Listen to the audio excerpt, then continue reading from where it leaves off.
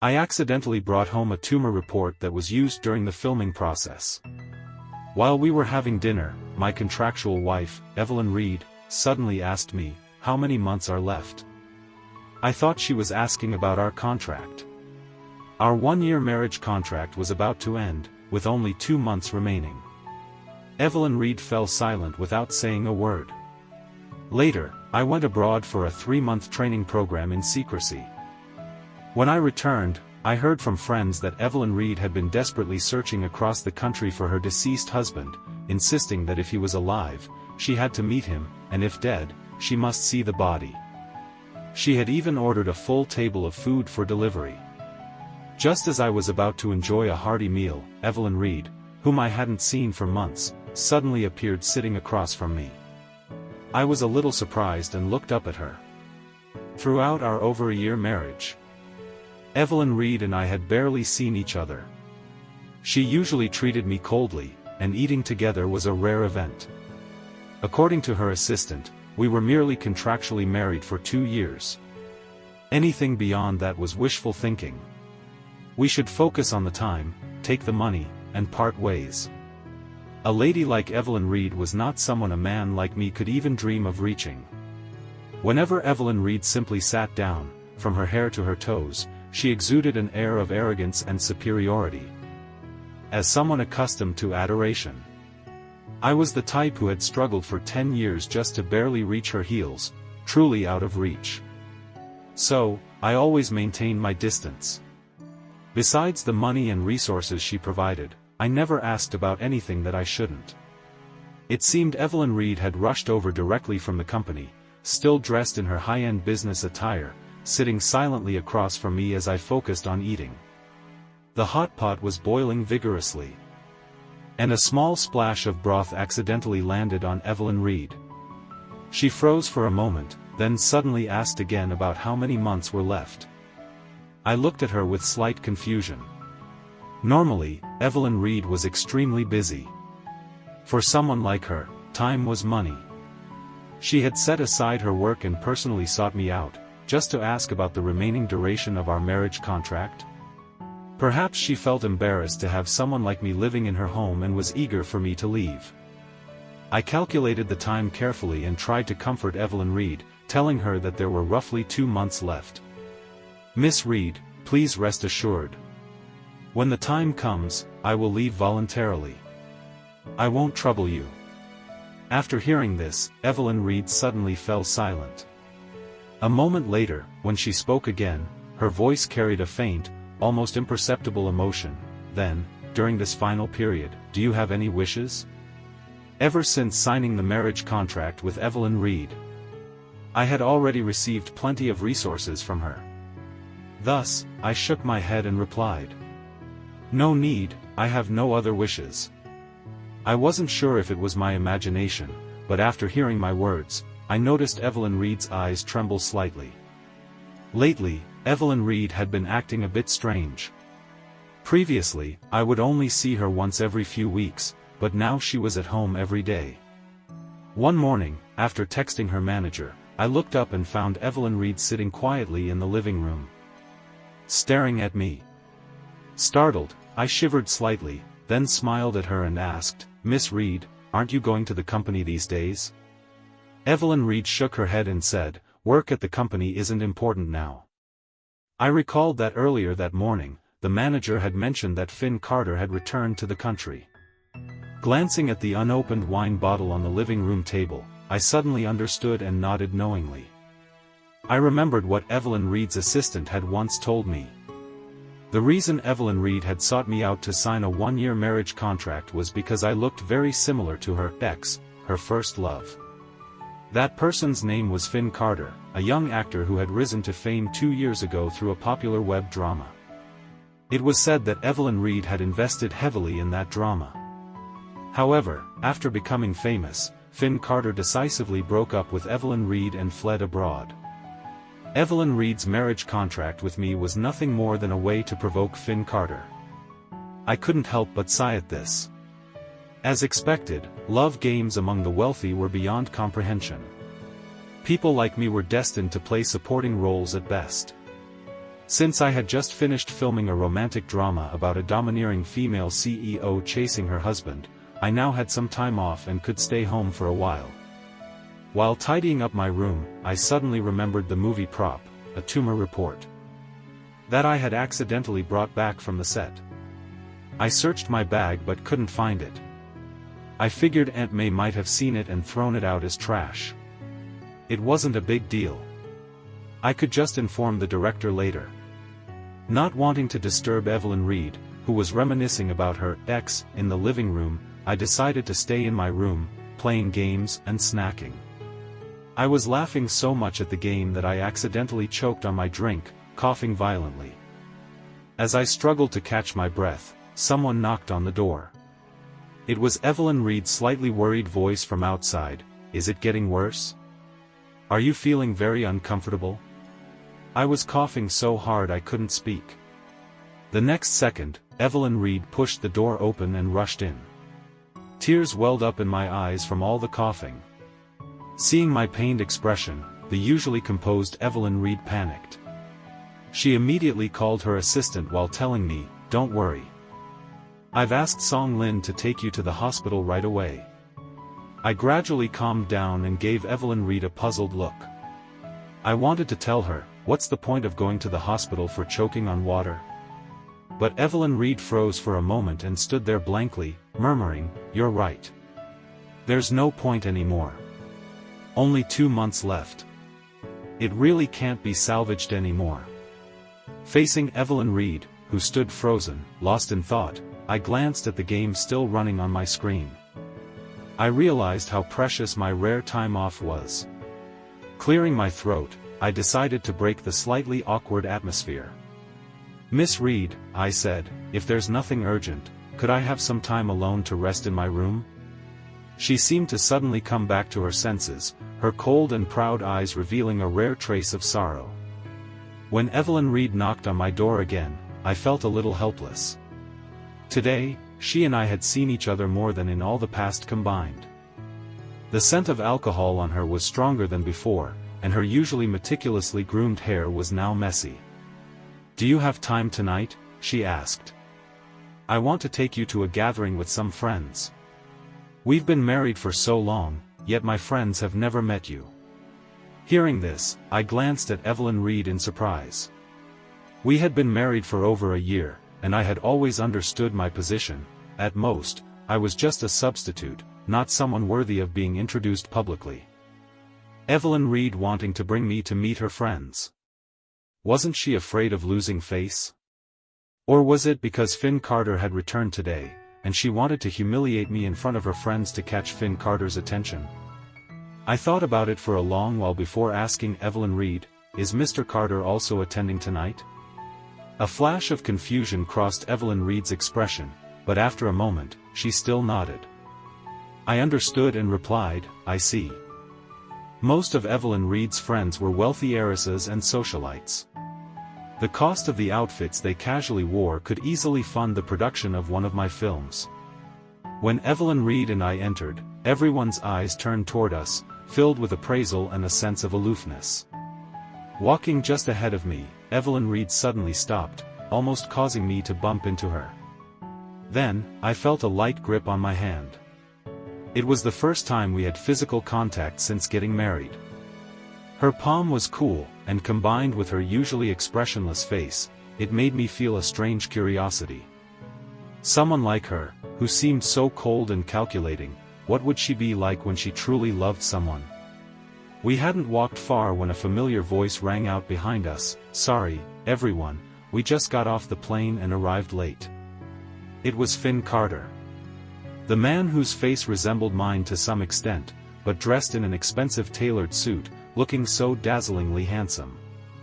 Compared to me, wearing a cheap outfit from a discount store, I must have looked like a poor country bumpkin. I instinctively withdrew my hand from Evelyn Reed's, trying not to cause misunderstandings, especially with Finn Carter around. At that moment, Evelyn Reed's body stiffened. She seemed to let out a bitter laugh, her voice barely audible. "Still hate me that much, huh?" Although I had long known about Evelyn Reed's powerful background, Seeing her personally surrounded by so many rich heiresses, seated in the most prominent spot, I couldn't help but sigh inwardly, wealth really is domineering. I sensibly chose a spot in the corner of the room to sit quietly. Evelyn Reed sat not far from me, answering the dull small talk of those around her while occasionally glancing at me. Actually, just now, when Evelyn Reed saw that I didn't sit beside her, there was a flash of blankness in her eyes. She seemed like she wanted to ask something, but after a long pause, she remained silent and turned away. Someone like Evelyn Reed, who was used to handling grand occasions, usually showed no emotions on her face. But this time, it was obvious even to outsiders that she was in a bad mood. Her cold, sharp gaze and the way she slowly sipped her wine made her seem wrapped in a layer of frost. I unconsciously glanced toward Finn Carter. Maybe others couldn't tell. But I had been closely observing every movement between Finn Carter and Evelyn Reed. I saw just now that Finn Carter deliberately acted as if he hadn't seen Evelyn Reed walk by, greeting everyone else but blatantly ignoring her. It turned out the rumors online about Evelyn Reed and Finn Carter were true. Vanessa Smith, who had a fairly good relationship with Evelyn Reed, quietly patted her shoulder when no one was paying attention and asked, "Still haven't found a chance to clear things up yet?" Evelyn Reed rubbed her forehead in frustration. Vanessa Smith let out a laugh as if enjoying a good show and teased, "Hesitating and being indecisive isn't like you at all. Be careful, or someone might take advantage and snatch your prize away." Evelyn Reed raised her eyebrows at Vanessa Smith, and she immediately shrugged and corrected herself. "Who would dare to snatch something that belongs to you?" "Just kidding." Before Evelyn Reed could respond, Vanessa Smith looked around and asked in confusion, "By the way, where's the guy you came with? I don't see him anywhere." Evelyn Reed followed her gaze toward the empty seat, frowning. At that moment, I was hiding inside the bathroom. Not because I didn't want to come out, but because the situation outside was too awkward. Finn Carter and his friend were chatting just outside. They were so engrossed in their conversation that they didn't realize there was someone else inside the bathroom. "You and Miss Reed are still on bad terms?" Finn Carter's friend said. "Honestly, I never thought someone like Miss Reed would be so loyal to you. She even found a husband who looks somewhat like you. But honestly, that guy is nothing compared to you." Finn Carter snorted coldly and adjusted his clothes in front of the mirror. "Let her wait a bit longer. One day, when I'm in a good mood, all I have to do is beckon her over, and she'll come running. But you better be careful too," he said. "If she ever thinks things through, where will you find another ATM who's so devoted to you like her?" Finn Carter impatiently cut him off. "Besides me, who else could she possibly like? Even her newlywed husband is just a second-rate imitation of me." He was referring to Evelyn Reed's newlywed husband, me. Currently hiding inside the bathroom, falling into silence, gripping the door handle tightly. I was torn, should I open the door or not? They had been talking for so long that my legs were starting to go numb. But if I opened the door and we faced each other, it would be mortifying. After weighing my options, I decided it was better to endure a little longer. Later, I'd definitely ask Evelyn Reed for a hardship allowance. To avoid embarrassing her beloved ex, Finn Carter, I had really suffered a lot. Not long after, I heard a knock at the bathroom door. Evelyn Reed's voice came from outside. "Hello? Is anyone in there?" The three of us, Finn Carter, his friend, and me, all froze. His friend glanced at Finn Carter with a look of envy. "See? You disappear for just a little while and she's already worried and came to look for you." Finn Carter couldn't hide his smugness. He brushed his eyebrows and said, "I told you, if she doesn't like me, who else could she possibly like?" Then Evelyn Reed called out again, "Excuse me, is my husband inside? He's been gone for a long time. And I'm worried something might have happened." Inside the bathroom, there was a moment of dead silence. Then, click, the door was pushed open. I stiffly walked out, facing Finn Carter standing there frozen. I chuckled, what a coincidence, you guys are here too. Neither of them said a word. Finn Carter's face turned pale for a moment before he quickly walked out. When he saw Evelyn Reed outside, he shot her a glare. Evelyn Reed walked toward me, and I followed her out. I kept winking at her, trying to signal, he's angry, go chase after him, you dummy. But Evelyn Reed looked puzzled by my expression. She frowned and asked, what's wrong? Is your condition worsening again? I silently rolled my eyes. What illness? I'm still young and healthy. Can you not curse me like that? Vanessa Smith, who was following behind Evelyn Reed, suddenly asked curiously, what illness? Does twitching eyelids count as being sick? At that moment, I turned to pay more attention to Vanessa Smith. I had met her before, she was Evelyn Reed's childhood friend. Rumor had it that Vanessa Smith had countless ex-boyfriends. Today, she brought a particularly special boyfriend to the party.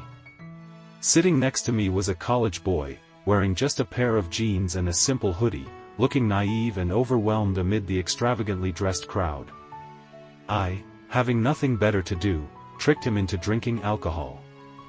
Internally, I sneered at Vanessa Smith. Your whole family's eyelids must be twitching. Evelyn Reed simply answered her with a calm sentence, you wouldn't understand. She turned her head to look at me. Honestly, I didn't understand either, but as Evelyn Reed's contracted husband, I knew better than to ask about things I shouldn't meddle in. When we returned to the private room, a crowd had gathered around Finn Carter. Seeing Evelyn Reed return, Claire Sanders deliberately raised his voice and said to Finn Carter, don't be upset over a woman like that. She's not worth it. No one else dared to speak. Nobody wanted to offend Evelyn Reed. Claire Sanders, realizing the sudden coldness in the room, awkwardly tried to save face by speaking even louder, even if you two are fighting, does she really have to go out of her way to make you so miserable? She knows how much pride you have. Just then, a soft voice interrupted, but I thought Miss Reed's husband is Ethan Walker. I was surprised and followed the voice, only to see Vanessa Smith's quiet, scholarly boyfriend nervously clutching his wine glass as he tried to defend me. Claire Sanders' expression turned cold. Just as he was about to say something, Vanessa Smith quickly spoke up first, the lady's husband is here. What do you guys think you're doing, causing a scene like this?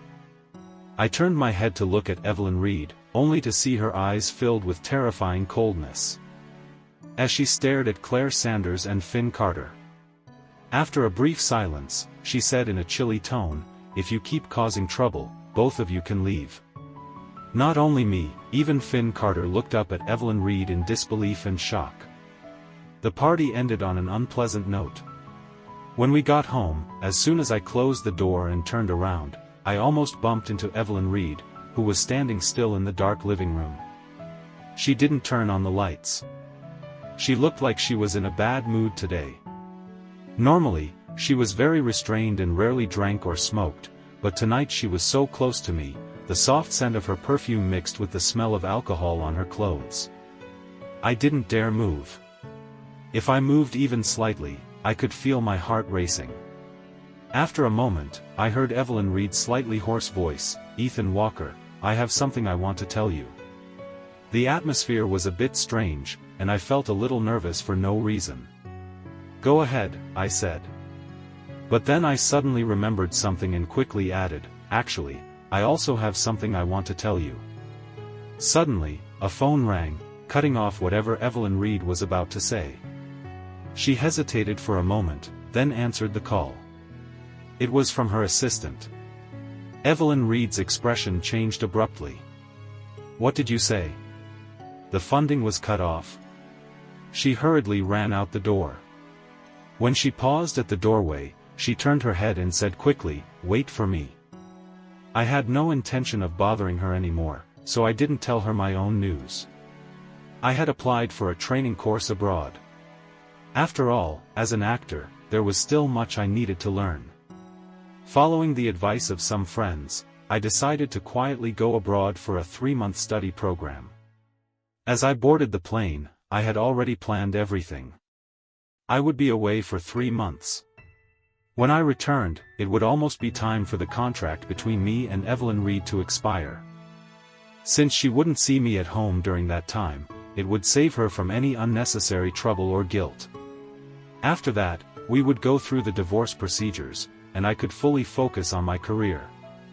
After arriving abroad, sticking to my frugal habits, I immediately switched to a local phone card. For 3 months, I was almost completely cut off from the outside world, immersing myself fully in my studies. Only when I returned to my home country, stepping off the plane and switching back to my original SIM card, did I see the 99 missed calls and countless messages that left me deep in thought for a while. Going abroad for further training. This was the excuse my roommate told my parents back home. Among my friends, only a few close ones knew I had gone abroad to study. As for my manager and company, I had specifically requested a leave of absence. At that moment, a push notification popped up. An article from an entertainment gossip account. It read, "Another tragic love story. A famous female CEO from the Reed conglomerate is turning the whole country upside down, just to see her deceased lover one last time." I read the message several times, standing in the wind, feeling utterly confused.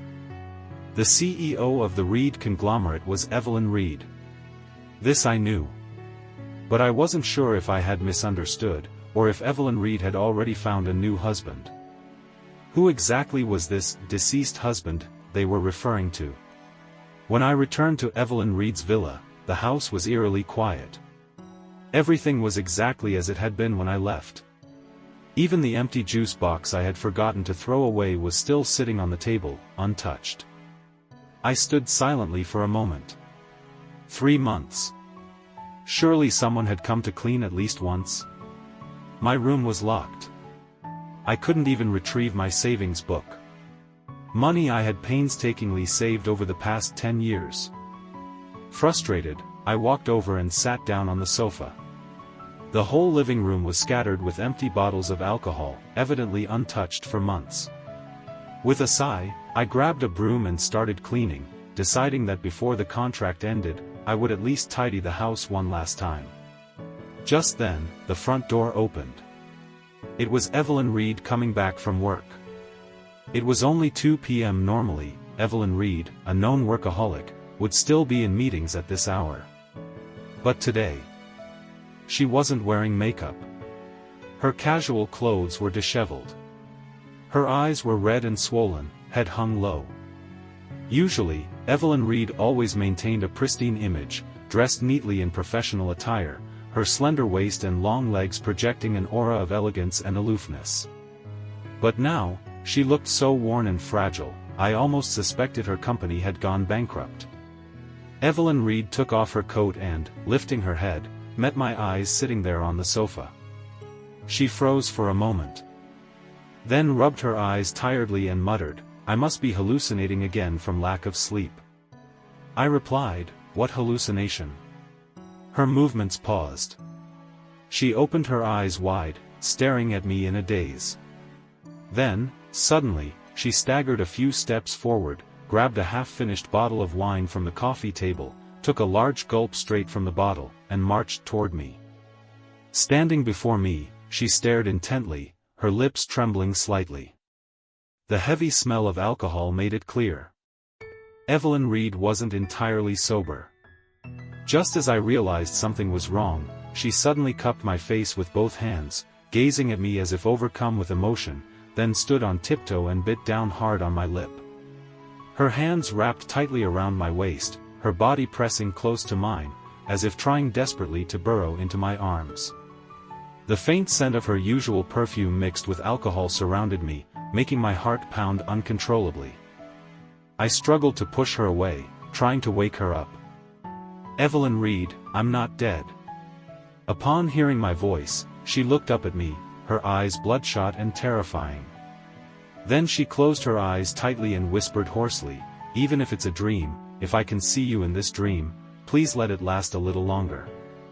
Dream, my ass. I hated dealing with drunk people more than anything. Evelyn Reed's movements grew more desperate, as if terrified I would disappear at any moment. Exhausted, I gave up resisting. However, the moment I relaxed, Evelyn Reed, eyes closed, collapsed into my arms. I fearfully checked her breathing. Fortunately, she was still alive, likely just exhausted from not having proper rest for too long.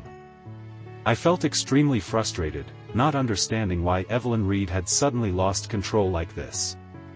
When I contacted the housekeeper to come and help clean up, she sounded clearly panicked upon hearing my voice. I quickly explained that Evelyn Reed might have told her I had died. But in fact, I was very much alive and well. The housekeeper's voice became even more tense. Okay, I'll be there right away. I waited until 8 p.m., but no one came. Evelyn Reed remained unconscious, my room was still locked, and I continued calling people I knew to figure out what had really happened. Eventually, I pieced everything together. It turned out the housekeeper had shown Evelyn Reed a fake medical report. One indicating that I had a terminal illness. I remembered losing a prop during a previous film shoot. And that fake tumor report had ended up being taken home by mistake. The housekeeper had found it and given it to Evelyn Reed, causing all the misunderstanding. Thinking back to the strange questions Evelyn Reed had asked me before, I suddenly realized. When she had asked, "How much time do you have left?" she wasn't referring to our contract. She had been asking how long I had to live. And I had casually said, about 3 months. Meaning the time left on our marriage contract. Fortunately, Evelyn Reed had only recently started announcing an online search for me. Had I returned even a few days later, not only would there have been no farewell party, there might have already been a memorial service arranged in my honor. When Evelyn Reed finally woke up, it was already past 11 p.m. She opened her eyes, stared blankly at me for a long moment, then rubbed her temples, and stared again, confused. I forced a dry smile. "Good evening, Miss Reed. You're finally awake." Evelyn Reed quietly nodded. I briefly explained, "I'm not dead. I'm perfectly fine. I just went abroad for a 3-month study program. I meant to tell you before I left, but you were busy at work that day, so I didn't want to disturb you. As for the tumor report, it was just a prop from a previous shoot." Evelyn Reed's movements froze for a second. Her eyelashes trembled slightly before she spoke again. "Film prop?" I took a deep breath. "Yes, I accidentally brought it home." The room fell into a heavy silence. Then, in a hoarse voice, Evelyn Reed asked again, "So, you're really not dead?" "Of course not." Evelyn Reed's lips quivered. She looked up at me, but then frowned, her gaze landing on my lips. "Why is your lip swollen? What exactly did you do while you were abroad?" Afraid Evelyn Reed would make an even bigger fuss. Bigger than organizing a memorial. I quickly said, "You forgot already?" Evelyn Reed froze for a second. Her cold, indifferent face flushed red with embarrassment. She coughed awkwardly. "Well, I tend to lose control after drinking." "Lose control, my ass." I clenched my teeth silently. Having cleared up the major misunderstanding, I decided to get straight to the point. Actually, the reason I rushed back this time was to handle our divorce. Our 2-year marriage contract has expired. Are you free tomorrow? No. Evelyn Reed answered immediately. The day after tomorrow? Or the day after that? Also no. She looked at me seriously. You know how busy I am with work. I stayed silent. Honestly, I wasn't in a hurry about the divorce. I had rushed back because I thought Evelyn Reed was desperate to end things. I even believed she wanted to go back to pursue Finn Carter. But thinking over everything that had happened, I suddenly found it strange. I could clearly sense that Evelyn Reed's feelings for me were unusually deep. Wasn't I supposed to just be a replacement for Finn Carter? At the beginning of our marriage, I did have some inappropriate thoughts about her. After all, Evelyn Reed had a stunning face that could easily make young men fall for her. Living together for over a year, even the coldest heart could hardly remain untouched. But I quickly reminded myself again and again, Evelyn Reed and I came from two different worlds. She already had someone engraved in her heart. I could fall for anyone. But falling for her would only make me seem pitiful and pathetic. Therefore, I always deliberately made myself indifferent to Evelyn Reed's life. Matters unrelated to me, I would never ask a single question about. Any budding feelings that shouldn't arise, would cut off from the root. At that time, I didn't know whether the affection Evelyn Reed showed me was simply a habit formed after over a year of contracted cohabitation or because she treated me as a substitute for Finn Carter and had genuinely developed feelings. But either way, I couldn't accept it. So I gave Evelyn Reed a faint smile and said, in that case, please pick a time so we can quickly complete the divorce formalities. I won't bother you these next few days. I'll move out and rent a place on my own. When I met Finn Carter again, it was he who came looking for me. He glanced over me, sipped his tea confidently, then spoke slowly, "Do you know why Evelyn Reed married you?" I calmly nodded and spoke the words he had intended to say, "I know. Because I somewhat resemble you. She saw me as your replacement." Finn Carter was stunned for a moment, then said softly, "Since you know, why do you still stay by her side, making yourself an eyesore? You should know that if I apologized to Evelyn Reed, she would immediately come back to me." I nodded and said, "That's why we'll be finalizing our divorce in a few days." Finn Carter clearly didn't expect me to be so quick to understand the situation. He opened his mouth but then closed it again, seemingly unsure what to say next. After a moment, he sneered coldly, "Good that you know. Don't cling to her in the future." Finn Carter was about to leave, but when he opened the door, he came face to face with Evelyn Reed, who had been standing there for who knows how long. I felt slightly embarrassed on their behalf. Finn Carter looked at Evelyn Reed and suddenly lowered his voice, speaking sincerely, "It was my fault for running abroad. Can you come back to me?" But Evelyn Reed frowned and stepped aside. "Mr. Carter, please have some self-respect. Don't speak recklessly and cause misunderstandings." Finn Carter was momentarily stunned. His naturally arrogant nature couldn't accept being rejected after admitting his fault for the first time. He immediately lost his temper. "What do you mean by that?"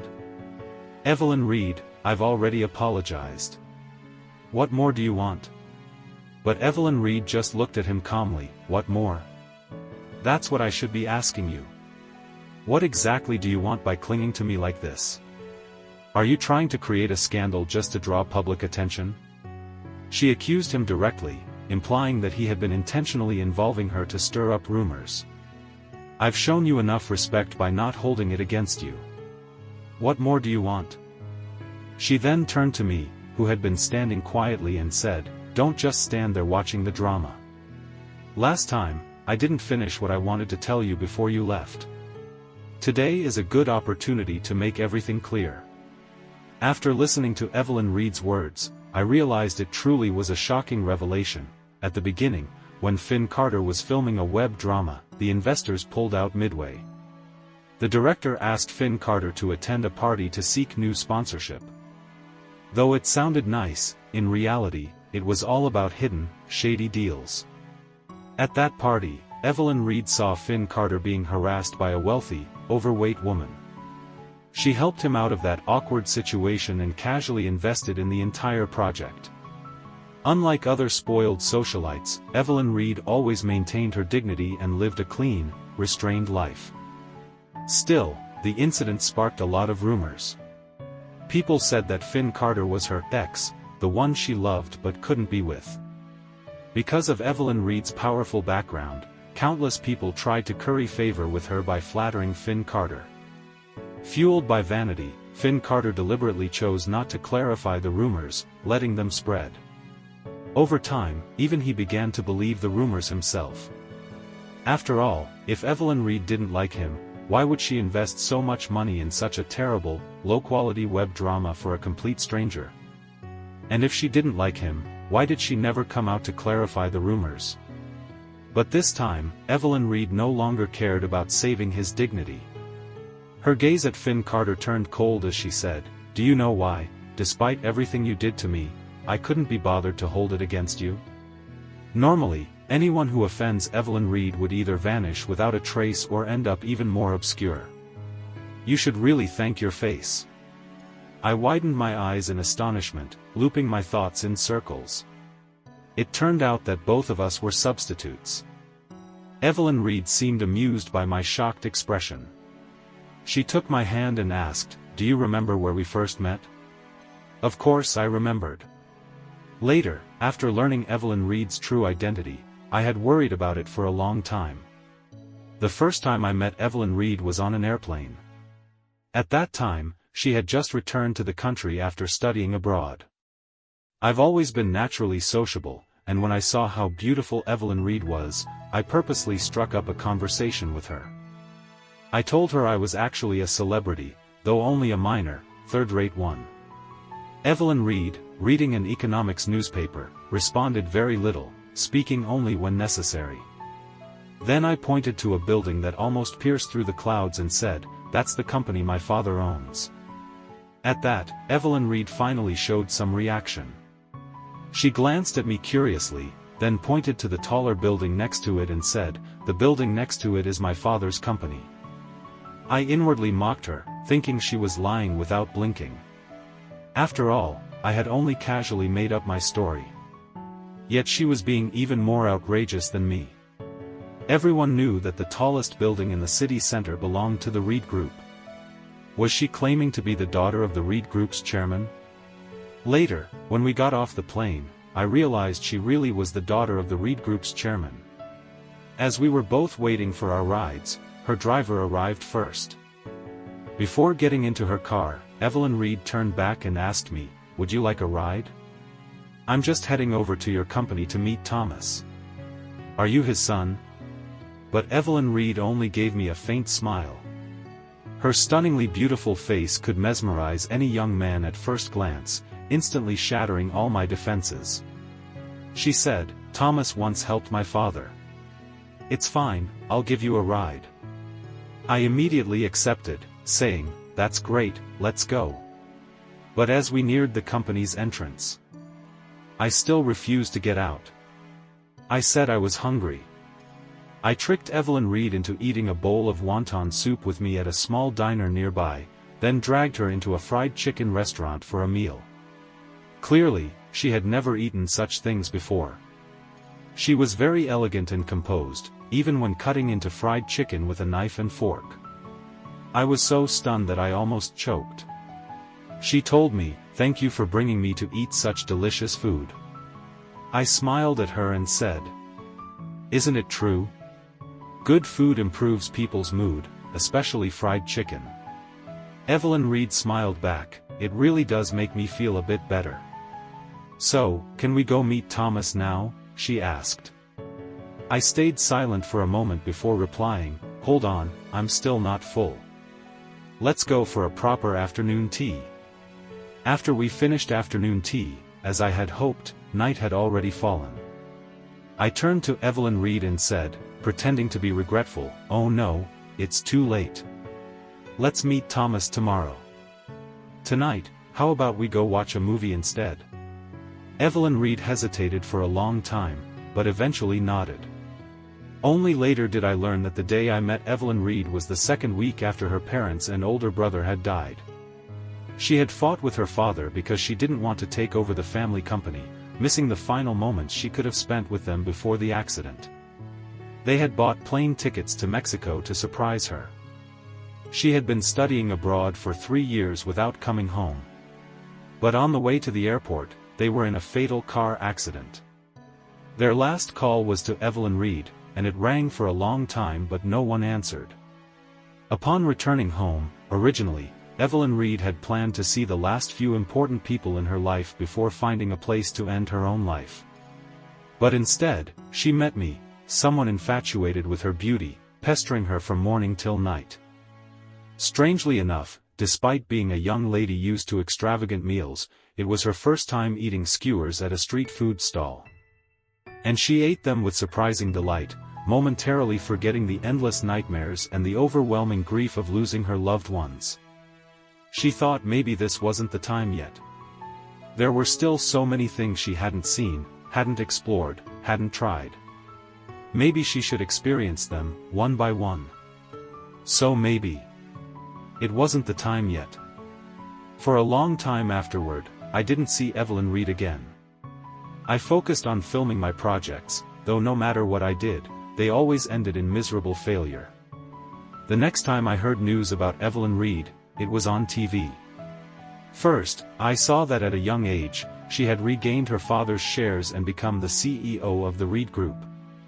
Then came the gossip, rumors about her and Finn Carter. Later, at a few banquets, I saw Evelyn Reed again, sitting at the center of the room. Praised and admired by everyone. Meanwhile, I sat at the farthest corner table. Then, unexpectedly, Evelyn Reed contacted me, saying she wanted to sign a marriage contract. 2 years long, an upfront payment of $6 million, with another $8 million to be paid later. When I heard such good news falling from the sky, I still asked her assistant, for safety's sake, why she wanted to sign a marriage contract with me. Evelyn Reed's assistant also knew about the rumors between her and Finn Carter and told me not to overthink it. Evelyn Reed was with me simply because I looked somewhat like Finn Carter. Part of me couldn't deny feeling a little disappointed. After all, Evelyn Reed and I had only met once. How could someone like her truly notice me? Actually, when we first got married, I still secretly harbored a bit of hope. After all, from the first moment I met Evelyn Reed, I knew very clearly. Her face was exactly my type. But after we got married, Evelyn Reed remained distant and indifferent toward me. Gradually, I let go of any expectations and focused only on doing my part. I understood that between us, this was nothing more than a business transaction. After hearing the truth from Evelyn Reed herself, I felt my heart beat a little faster on the left side. I figured maybe it was just because I was in a good mood. Then, a bit slow to react, I asked Evelyn Reed, "Does this mean you fell for me at first sight?" Evelyn Reed was silent for a moment before denying it. "Not exactly," she said, and I felt slightly disappointed. She continued, "Initially, when I signed the marriage contract with you, I just wanted to experience all the things I had never tried before my life ended. I sought you out because I found you interesting, and because I had never been in love. At first, I thought I would get bored after 2 years. But later, I found myself paying more and more attention to you without even realizing it. It wasn't until I learned that you only had 2 months left to live that I truly realized my feelings. It's like when a big wave comes crashing in and just barely reveals the hidden corner of a rock. These feelings weren't just about companionship or fleeting interest, it was the realization of deep affection when facing loss." Hearing this, I felt a bit exasperated and looked at Evelyn Reed. "Why didn't you say anything earlier? It would have prevented so many misunderstandings. Wouldn't it have been better to be upfront?" At that moment, Evelyn Reed looked a little awkward and cleared her throat. "I always thought you hated me," she said. Later, Vanessa Smith explained to me, "My decision to sign a marriage contract with you was wrong. It made you think I treated you like an object, without respect.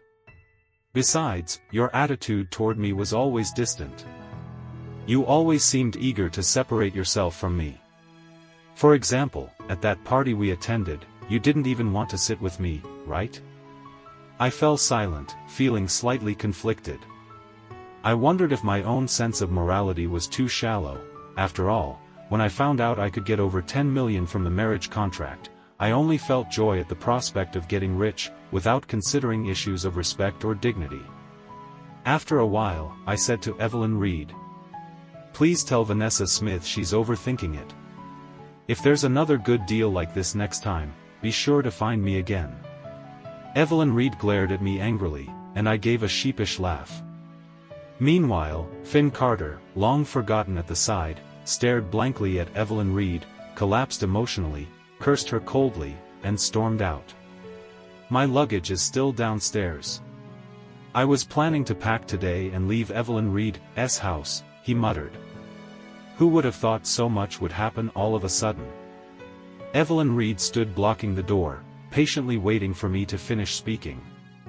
So, are we still getting divorced? I asked. Evelyn Reed gave me a look that seemed half amused. I thought for a moment and said, but your $8 million deposit hasn't been returned yet. If we don't divorce, I'll be at a disadvantage. Evelyn Reed laughed out loud and said, if we don't divorce, how much do you want? $8 million would be fine, I said, nodding. All right then, she said, a little in disbelief, repeating, all right then. Why does it sound like you're being forced? I teased with a small smile. Who told you to plan my memorial service while inviting me for dinner at home? Evelyn Reed said, do you know what day it is today? I looked at her, puzzled. She pointed to the calendar nearby. Having just returned from abroad and with so much happening, I had almost forgotten. It was the eve of the new year. The butler next to us said, ever since that incident, every year, Evelyn Reed has spent New Year's Eve alone at home. I smiled, took Evelyn Reed's hand, and told her, from now on, I will always be by your side. At midnight, fireworks bloomed simultaneously across the sky. Whether it was me holding Evelyn Reed in my arms, or Finn Carter crying bitterly downstairs, or countless others burdened by the troubles of life, everyone at that moment looked up at the fireworks. The dazzling flames lit up the vast world. For a brief moment, it felt as if the world had pressed a pause button. Mountains and rivers, the human world full of smoke and fire, I made a wish under the fireworks, raising a glass to celebrate the past year. This year, too, you made it through.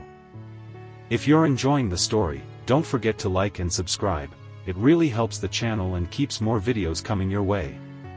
Thank you for listening.